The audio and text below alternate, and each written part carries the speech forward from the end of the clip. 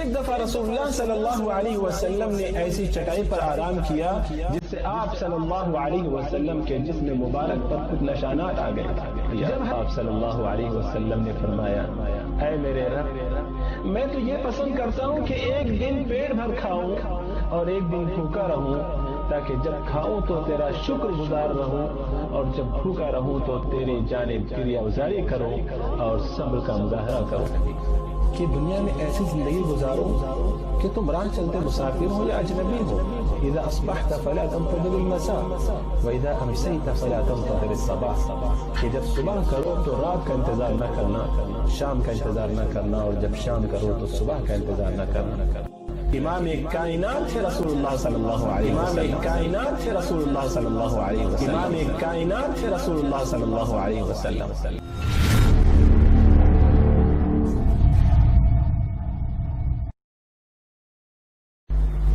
معزز سامعین و سامعات، آئیے رسول اللہ صلی اللہ علیہ وسلم جو کہ امام کائنات تھے، میں نے امام کائنات اس ایک جملے سے رسول اللہ صلی اللہ علیہ وسلم کا بالکل مختصر سا تعارف اور ایسا تعارف جس کا تعلق آج کے موضوع سے ہے میں نے ذکر کر دیا کہ امام کائنات تھے رسول اللہ صلی اللہ علیہ وسلم.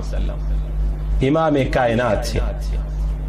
دنیا رسول اللہ صلی اللہ علیہ وسلم کے قدموں میں تھی.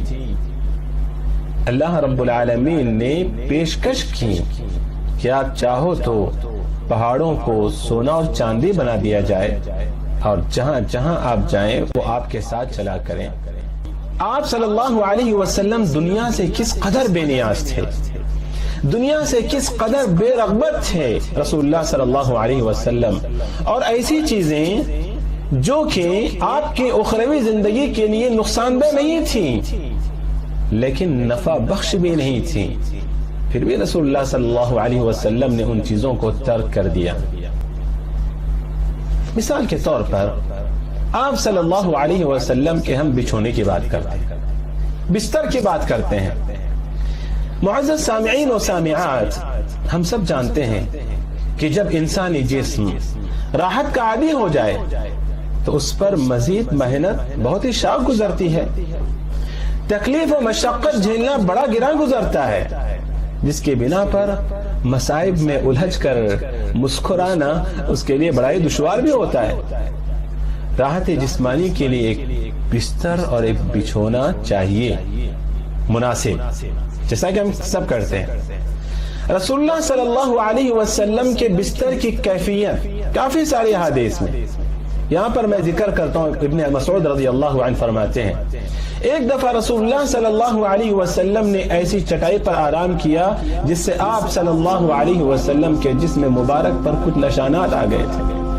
ابن مسعود رضی اللہ عنہ کو رہا نہ گیا، وہ بول پڑے کہ اگر آپ چاہیں اللہ کے رسول، اگر آپ اجازت دیں تو میں آپ کے لیے نرم چٹائی بچھا دوں.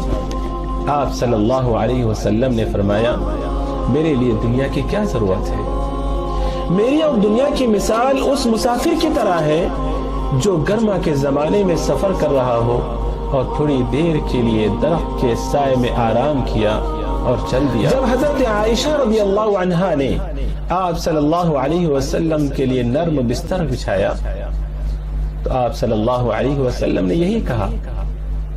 روایت آتی ہے کہ ایک انصاری صحابیہ اما عائشہ رضی اللہ عنہا کے کمرے میں داخل ہوتی ہیں، دیکھتی ہیں رسول اللہ صلی اللہ علیہ وسلم کا بچھونا کیا ہے. کہتے ہیں کہ جو حضرت اما عائشہ کا عبایا تھا وہ لپٹا ہوا ہے، وہ رکھا ہوا ہے اور کھجور کے پتوں سے تکیہ بنایا ہوا ہے. انصاری جو صحابیہ تھیں دیکھا نہ گیا، گھر واپس جاتی ہیں اور ایک بچھونا، وہ بھی جو کہ جس کے اندر کھجور کے پتے ہوتے ہیں، اون کا بچھونا جس کے اندر کھجور کے پتے ہوتے ہیں، بنا کر حضرت عائشہ کی خدمت میں پیش کیا اور کہا کہ اللہ کے رسول آئے تو اس پر سلا دینا. رسول اللہ صلی اللہ علیہ وسلم پہنچتے ہیں گھر، دیکھتے ہیں بستر کو، کہتے ہیں عائشہ یہ کیا ہے؟ سارا واقعہ ذکر کرتی ہیں. پیارے نبی صلی اللہ علیہ وسلم فرماتے ہیں اس کو واپس کر دو، واپس کر دو اس کو، ورنہ میں گھر میں داخل نہیں ہوں گا۔ اللہ اکبر۔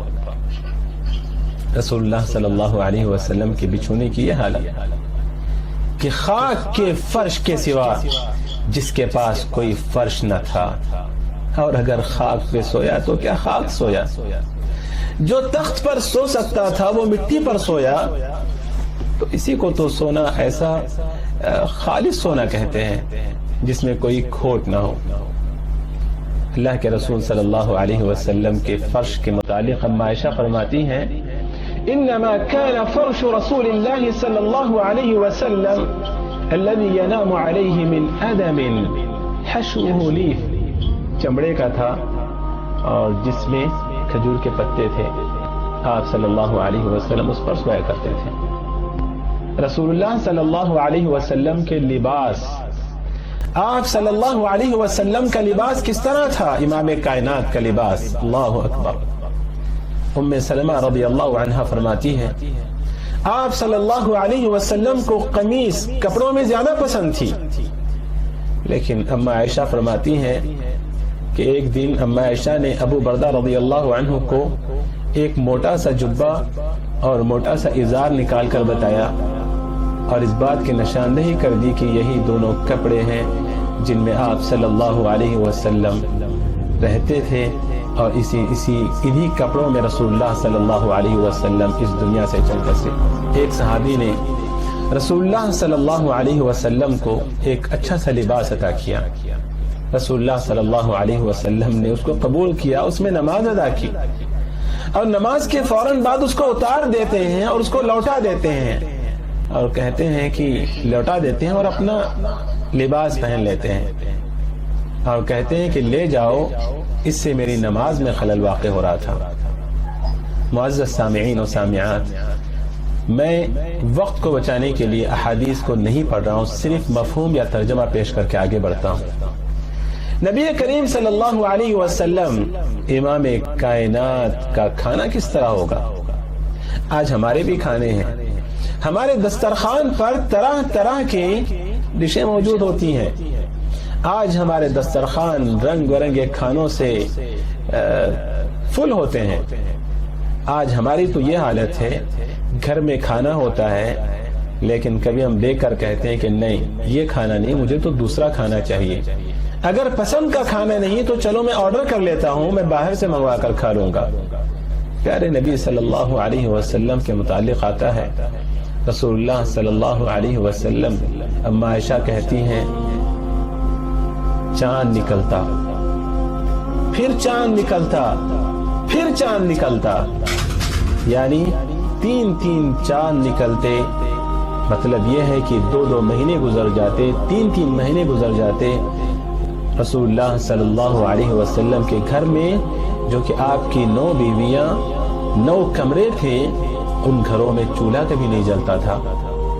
رسول اللہ صلی اللہ علیہ وسلم کو کھانے کچھ نصیب نہیں ہوتا، یہی وجہ ہے کہ گھر پہنچتے پوچھتے کھانے کے لیے کچھ ہے، پتہ چلتا نہیں ہے تو کہتے چلو آج میں روزہ رکھ لیتا ہوں۔ اللہ اکبر۔ رسول اللہ صلی اللہ علیہ وسلم امام کائنات یہ دعا کرتے تھے اللہم اجعل رزق آل محمد قوتا، اے اللہ آل محمد کے رزق کو کفاف بھر بنا دے، مطلب بقدر زیست بنا، زندگی میں گزارنے کے لیے جتنی ضرورت ہے اتنا بنا دے۔ جب آپ صلی اللہ علیہ وسلم کے لیے پہاڑوں کو سونا بنانے کی پیشکش کی گئی تو آپ صلی اللہ علیہ وسلم نے فرمایا اے میرے رب، میں تو یہ پسند کرتا ہوں کہ ایک دن پیٹ بھر کھاؤں اور ایک دن بھوکا رہوں، تاکہ جب کھاؤں تو تیرا شکر گزار رہوں اور جب بھوکا رہوں تو تیری جانب گریہ گزاری کروں اور صبر کا مظاہرہ کروں۔ آپ صلی اللہ علیہ وسلم کے اسی طرز عمل کا نتیجہ تھا کہ صحابہ اکرام بھی اسی طرز عمل کو اپنانے کے لیے ہمیشہ کوشاں رہتے تھے۔